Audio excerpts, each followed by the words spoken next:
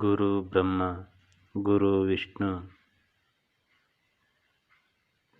ಗುರು ಸಾಕ್ಷಾತ್ ಪರಬ್ರಹ್ಮ ತಸ್ಮೈ ಶ್ರೀ ಗುರುವೇ ನಮಃ.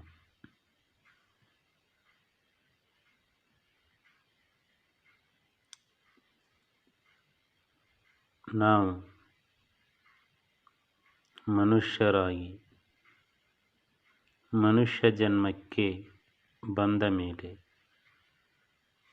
ಯಾವ ರೀತಿ ಬದುಕಬೇಕು, ಯಾವ ರೀತಿ ಜೀವನವನ್ನು ನಡೆಸಬೇಕು ಎನ್ನುವಂತಹ ವಿಚಾರವನ್ನು ಕಳೆದುಕೊಂಡು ಬಿಟ್ಟಿದ್ದೇವೆ. ಮನುಷ್ಯತ್ವ ಎಂಬುವುದನ್ನು ಸಹಿತ ನಮ್ಮಲ್ಲಿ ಇಲ್ಲದಂತೆ ಮಾಡಿಕೊಂಡಿದ್ದೇವೆ. ಇರುವ 84 ಲಕ್ಷ ಜೀವರಾಶಿಗಳಲ್ಲಿ ಅತಿ ಶ್ರೇಷ್ಠವಾದಂಥ ಈ ಮಾನವ ಜನ್ಮ ಬರುವುದು ದುರ್ಲಭ.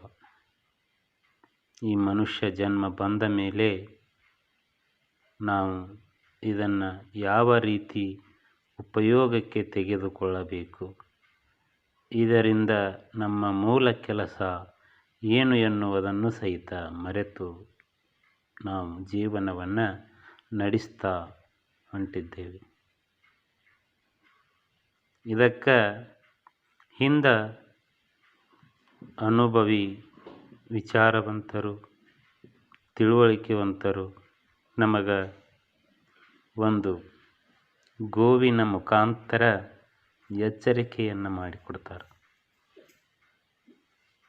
ಅದನ್ನು ಸಂಕ್ಷಿಪ್ತವಾಗಿ ಇಲ್ಲಿ ಉದಾಹರಣಾರ್ಥವಾಗಿ ನಿಮ್ಮೆಲ್ಲರಿಗೆ ತಿಳಿಸ್ತಾ ಇದೆ. ಗೋವು ನಮಗೆ ಏನು ಹೇಳ್ತೈತಪ್ಪ ಅಂತಂದ್ರೆ, ಇಟ್ಟರೆ ಸಗಣಿಯಾದೆ, ತಟ್ಟಿದರೆ ಕುರುಳಾದೆ, ಸುಟ್ಟರೆ ನೊಸಲಿಗೆ ವಿಭೂತಿಯಾದೆ, ತಟ್ಟದೆ ಹಾಕಿದರೆ ಮೇಲು ಗೊಬ್ಬರವಾದೆ, ನೀನಾರಿಗಾದೆಯೋ ಎಲೆ ಮಾನವ, ಹರಿಹರಿ ಗೋವು ನಾನು. ಇಟ್ಟರೆ ಸಗಣಿಯಾದೆ, ತಟ್ಟಿದರ ಕುರುಳಾದೆ, ಸುಟ್ಟರೆ ನೊಸಲಿಗೆ ವಿಭೂತಿಯಾದೆ. ಅದನ್ನು ಸುಟ್ಟು ಹದ ಮಾಡಿದರೆ ವಿಭೂತಿ ಆಗ್ತದೆ. ಆ ವಿಭೂತಿಯನ್ನು ನಾವೆಲ್ಲರೂ ಹಚ್ಚಿಕೊಳ್ತೀವಿ. ಈ ರೀತಿಯಾದಂಥ ಉಪಯೋಗ ನನ್ನಿಂದ ಐತಿ. ನಾನು ಗೋವು, ನೀ ನಾರಿಗೆ ಆಗ್ತಿ ಮಾನವ ಅಂತ ಹೇಳ್ತೈತಿ. ಮತ್ತೆ ಹೇಳ್ತದದು, ಹಾಲಾದೆ ಕರೆದರೆ, ಮೊಸರಾದೆ ಹೆತ್ತರೆ, ಮೇಲೆ ಕೆನೆಗಡೆದರೆ ಬೆಣ್ಣೆಯಾದೆ, ಮೇಲಾದ ತುಪ್ಪವು ನಾನಾದೆ, ಕಾಸಿದರೆ ನೀನಾರಿಗಾದೆಯೋ ಎಲೆ ಮಾನವ. ನನ್ನ ಕರೆದರ ಹಾಲಾದೆ, ಆ ಹಾಲಿಗೆ ಹೆಪ್ಪನ್ನು ಹಾಕಿದರೆ ಮೊಸರಾದೆ, ಅದನ್ನು ಕಡಿದ್ರೆ ಬೆಣ್ಣೆ ಹಾಕ್ತೇನೆ, ಆ ಬೆನ್ನಿಗೆ ಕಾವವನ್ನು ಕೊಟ್ಟರೆ ತುಪ್ಪ ಹಾಕ್ತೇನೆ. ನನ್ನಿಂದ ಇಷ್ಟೆಲ್ಲ ಅನುಕೂಲಗಳಾದವು, ನಿನ್ನಿಂದ ಯಾರಿಗೇನು ಅನುಕೂಲ ಐತಿ ಹೇಳೋ ಮಾನವ ಅನ್ನುವಂಥ ಸಂದೇಶವನ್ನು ನಿಮ್ಮೆಲ್ಲರಿಗೆ ತಿಳಿಸಿ ಹೇಳ್ತದೆ. ಮತ್ತು ಹೇಳ್ತದದು, ಉಳುವೆನಾ ಭೂಮಿಯನು, ಹೊರುವೆನಾ ಹೇರನ್ನು, ತುಳಿದು ಕಡ್ಡಿ ವಿಂಗಡಿಸುವೆ, ಕಳಪೆಯಾಗಿಹ ನೆಲವ ನಗುವ ತೋಪನು ಮಾಳ್ಪೆ, ನೀನಾರಿಗಾದೆಯೋ ಎಲೆ ಮಾನವ. ಭೂಮಿಯನ್ನು ಉತ್ತುತ್ತೇನೆ, ನೀ ಭೂಮಿಯಲ್ಲಿ ಸಂಗ್ರಹ ಮಾಡಿದ ಕಾಳು ಕಡಿಗಳನ್ನು ಹೊರತೇನೆ, ನೀ ಬೆಳೆಯನ್ನು ತೆಗೆದಂಥ ಬೆಳೆಯನ್ನು ತುಳಿದು ಕಡ್ಡಿಯನ್ನು ವಿಂಗಡಿಸಿ ನಿನಗೆ ಕಾಳುಗಳನ್ನು ಕೊಡ್ತೀನಿ. ಈ ರೀತಿಯಾದಂಥ ಉಪಯೋಗ ನನ್ನಿಂದ ಐತಿ. ನಿನ್ನಿಂದ ಏನೈತಿ ಹೇಳೋ ಮಾನವ, ನಿನ್ನಿಂದ ಏನೈತಿ ಅಂತ. ಹಾಯ ಹರಿಗೋಲಾದೆ, ರಾಯ ಬೇರಿಗೆ ಆದೆ, ರಾಯರ ಕಾಲಿಗೆ ಮುಳ್ಳೊತ್ತುವಾದೆ, ಆಯವರಿತು ಹೊಡೆಯ ಮಧುರಗಾನಕ್ಕಾದೆ, ನೀನಾರಿಗಾದೆಯೋ ಎಲೆ ಮಾನವ. ನೀನು ಮುಳ್ಳು ಚುಂಚಬಾರದು ಅನ್ನುವಂಥದ್ದಕ್ಕೆ ನೀ ಹಾಕಿಕೊಳ್ಳುವ ಪಾದರಕ್ಷೆಯಾಗಿ ನಿನ್ನನ್ನು ಕಾಪಾಡ್ತೀನಿ. ಆಮೇಲೆ ನನ್ನಿಂದ ನಗಾರಿಯನ್ನು ಮಾಡಿದರೆ ಮಧುರವಾದ ಗಾನವನ್ನು ಕೊಡ್ತೇನೆ. ನೀ ಯಾರಿಗೆ ಆಗ್ತಿ ಮಾನವ, ನಿನ್ನಿಂದ ಏನು ಉಪಯೋಗ ಐತಿ? ಮತ್ತೆ ಹೇಳ್ತದದು, ನಾನು ಹಾದಿ ಬೀದಿಯಲ್ಲಿರುವ ಕಸದ ಹುಲ್ಲನ್ನು ಹುಡುಕಿ ಮೇದು ಮನೆಗೈದು ನಾನಮೃತವಿವೆ.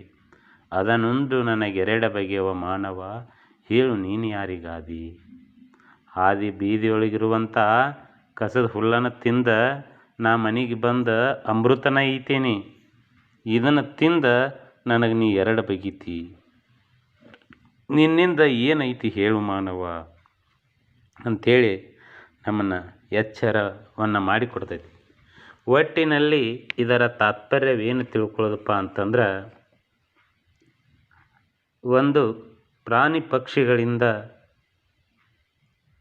ಇಷ್ಟೆಲ್ಲ ಉಪಯೋಗ ಅದ, ಅವುಗಳಿಗೆ ಯಾವುದೇ ರೀತಿಯಾದಂಥ ತಿಳುವಳಿಕೆ ಜ್ಞಾನ ಏನೂ ಇರುವುದಿಲ್ಲ. ಆದರೂ ಪ್ರಕೃತಿಗೆ ಪರೋಪಕಾರಕ್ಕಾಗಿನ ಜೀವನವನ್ನು ನಡೆಸ್ತಾವೆ. ಇಷ್ಟೆಲ್ಲ ಲಾಭಗಳ ಅವುಗಳಿಂದ ನಮಗೈತಿ. ಅದಿಗದಿ ಶ್ರೇಷ್ಠವಾದಂಥ ಮಾನವ ಜನ್ಮಕ್ಕೆ ಬಂದ ಒಂದೊಂದು ವಿಚಾರವನ್ನು ನಾವು ಪ್ರಾಣಿಗಳಿಂದ ತಿಳಿದುಕೊಂಡ್ರೆ ಅದು ಅಲ್ಲಲ್ಲಿ ಒಂದೊಂದು ನೀತಿಯುತವಾದಂಥ ಸಂದೇಶ ನಮ್ಗೆ ದೊರಕ್ತೈತಿ. ಅದಕ್ಕೋಸ್ಕರವಾಗಿ ಈ ಪವಿತ್ರವಾದ ಮಾನವ ಜನ್ಮದಲ್ಲಿ ಬಂದ ಮೇಲೆ ಏನು ಉದಾಹರಣೆ ಹೇಳ್ತಾರಿಲ್ಲೇ, ಒಂದು ಗೋವನ್ನು ಇಟ್ಟುಕೊಂಡು ನಮಗೆ ಯಾರಾದರ ಒಳ್ಳೆಯ ಕೆಲಸಗಳನ್ನು ಮಾಡಿಕೊಟ್ರೆ, ನಮ್ಮ ಕಷ್ಟ ಕಾಲದಲ್ಲಿ ಸಹಾಯ ಆದವರಿಗೆ, ನಮ್ಮ ಜೀವನ ಅಲ್ಲೋಲ ಕಲ್ಲೋಲಾದಂಥ ಪರಿಸ್ಥಿತಿ ಒಳಗೆ ನಮ್ಮನ್ನು ಕೈ ಹಿಡಿದು ಮೇಲೆ ಎಬ್ಬಿಸಿದಂಥ ಪುಣ್ಯವಂತರಿಗೆ ನಾವೇನು ಮಾಡ್ತೀವಪ್ಪ ಅಂತಂದ್ರೆ, ಅವರಿಗೆ ಅಪಕಾರವನ್ನು ಮಾಡ್ತೀವಿ. ಅವರಿಂದ ಲಾಭವನ್ನು ತೆಗೆದುಕೊಂಡು ಅದಕ್ಕಿಂತ ಹೆಚ್ಚಿನ ಲಾಭ ಸಿಗ್ತೈತಿ ಇನ್ನೊಬ್ಬರ ಹತ್ತಿರ ಅಂತೇಳಿ ಅನಿಸಿದಾಗ ಇವರನ್ನು ಏನಾದರೂ ಮಾಡೋನು ಸಹಿತ ಅದನ್ನು ಇನ್ನೂ ಹೆಚ್ಚಿನ ಲಾಭವನ್ನು ತೆಗೆದುಕೊಳ್ಳೋಣ ಅನ್ನುವಂಥ ಭ್ರಮೆಯೊಳಗೆ ಬಿದ್ದ ಉಪಕಾರ ಮಾಡಿದವರಿಗೆ ನಾವು ಅಪಕಾರವನ್ನು ಮಾಡುವಂತಹದನ್ನು ಮಾಡಿದ್ರೆ ಅದರಿಂದ ನಮ್ಮ ಮನುಷ್ಯ ಜನ್ಮಕ್ಕೆ ಬಂದಿದ್ದಕ್ಕೂ ಫಲ ಇಲ್ಲ ಅನ್ನುವಂಥ ವಿಚಾರವನ್ನು ತಿಳ್ಕೋಬೇಕಾಗ್ತದೆ. ಅದಕ್ಕೆ ಹೇಳ್ತಾರೆ ಮಹಾತ್ಮರು, ನಿನಗೆ ಇನ್ನೊಬ್ಬರಿಗೆ ದಾನ ಧರ್ಮಗಳನ್ನು ಮಾಡಲಿಕ್ಕೆ ಆಗದಿದ್ದರೂ ಅಷ್ಟ ಐತಿ. ನೀ ಯಾರಿಗೆ ಕೊಡೋದು ಬೇಡ, ತಗೊಳ್ಳೋದು ಬೇಡ. ಅವರವರ ಜೀವನವನ್ನು ಅವರವರು ನಡೆಸ್ಕೊಂಡು ಹೋಗ್ತಿರ್ತಾರೆ. ಅವರಲ್ಲಿಯೇ ಬಿಟ್ಟು ಬಿಡ್ರಿ. ಯಾವುದೇ ತೊಂದರೆಯನ್ನು ಕೊಡದಂಗೆ ನಿನ್ನಷ್ಟಕ್ಕೆ ನೀ ಇದ್ದುಬಿಟ್ರೆ ಅವ್ರ ಜೀವನ ನಡಿತೈತಿ. ಅಂಥದನ್ನು ಮಾಡಿಯಾದರೂ ಒಂದು ಪುಣ್ಯವನ್ನು ಕಟ್ಕೋ ಅನ್ನುವಂಥ ಮಾತನ್ನು ಹೇಳ್ತಾರೆ. ಒಟ್ಟಿನಲ್ಲಿ ಬಂಧುಗಳೇ, ಇವಾಗಿನ ಜಗತ್ತಿನಲ್ಲಿ ಮಾನವೀಯತೆ ಎನ್ನುವುದು ಕುಂದುತ್ತಾ ಇದೆ.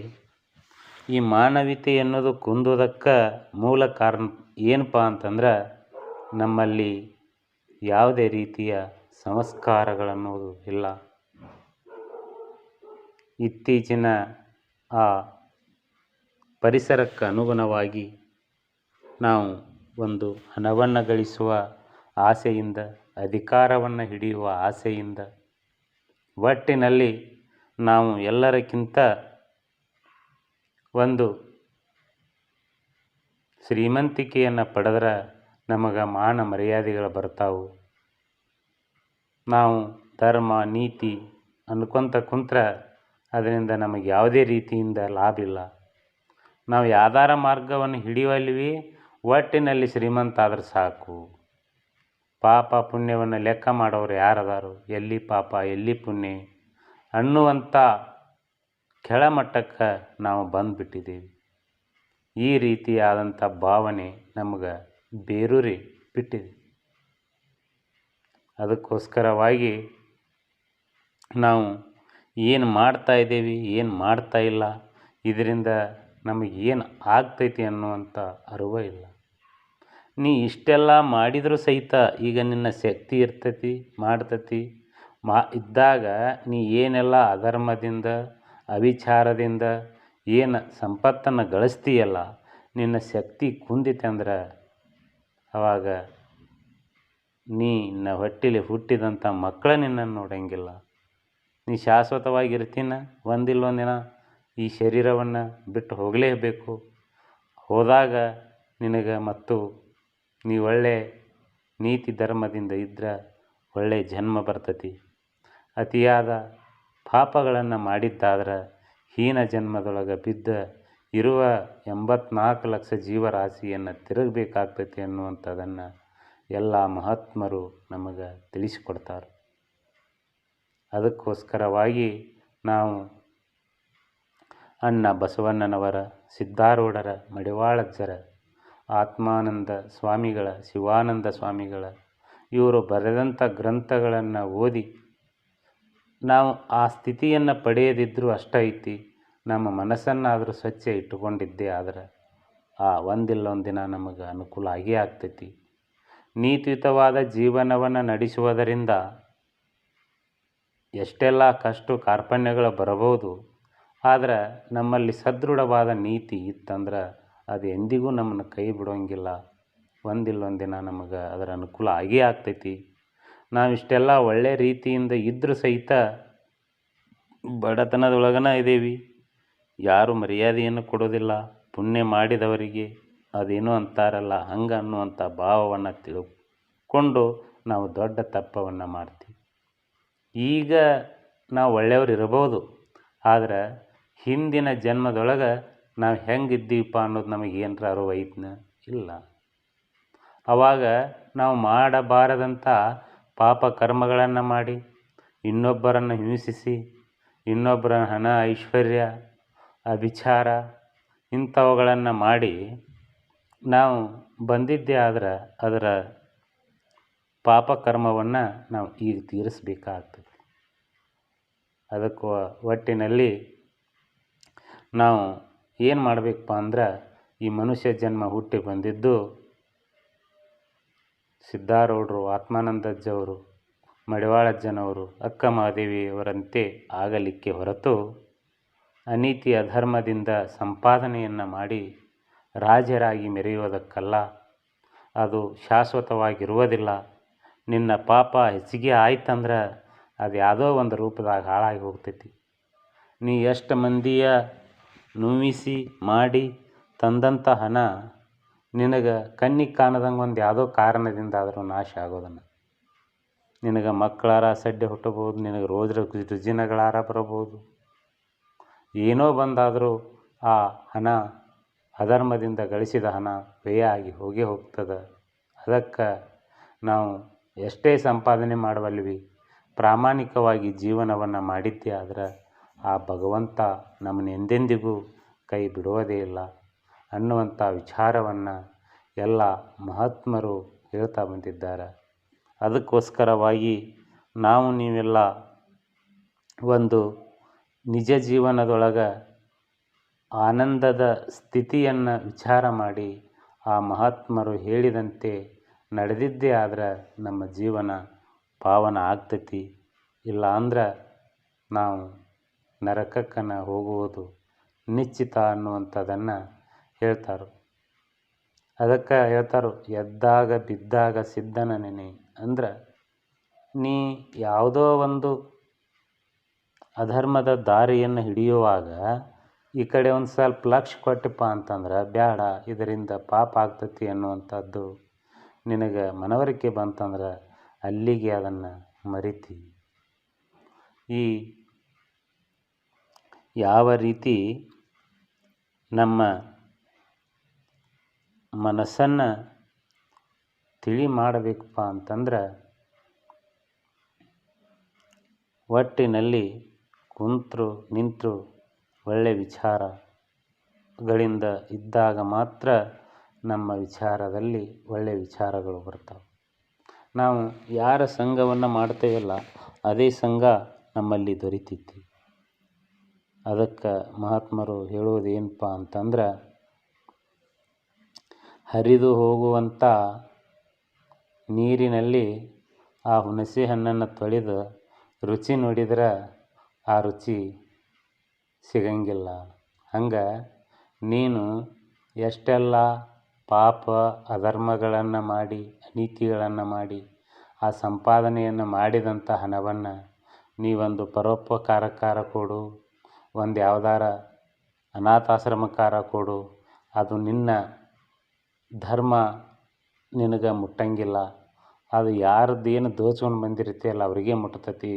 ಯಾವ ರೀತಿ ಹರಿದು ಹೋಗುವಂಥ ನೀರಿನಲ್ಲಿ ಹುಣಸೆ ಹಣ್ಣನ್ನು ತೊಳೆದಾಗ ಅದು ತೊಳೆದಿದ್ದ ಹುಳಿ ಮುಂದೆ ದಾಟಿ ಹೋಗಿರ್ತೈತಿ, ಆ ನೀರು ಮತ್ತು ಹೆಂಗಿದ್ದಿದ್ದು ಹಂಗೆ ಇರ್ತೈತಿ.